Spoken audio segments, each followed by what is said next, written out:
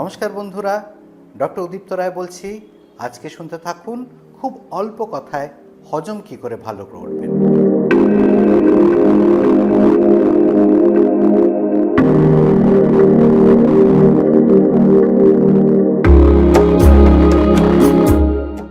খাওয়া দাওয়ার ব্যাপারে আমাদের মাস্টারমশাইরা বলতেন হাঁড়ি, কারি এবং বাড়ি।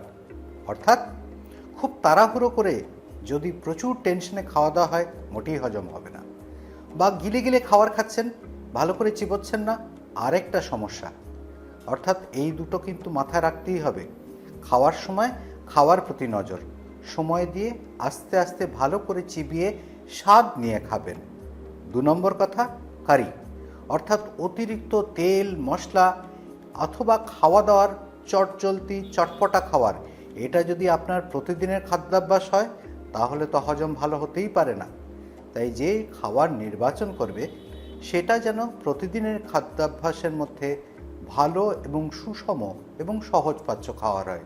তাহলেই আপনি মাঝে সাঝে বিরিয়ানি খেতে পারবেন অথবা পোলাও মাংসের স্বাদ নিতে পারবেন। প্রতিদিন যদি খেতে চান তাহলে কিন্তু বিপর্যয়। 3 নম্বর কথা বলি, যেটা না বললে সম্পূর্ণ নয়, অর্থাৎ টেনশন।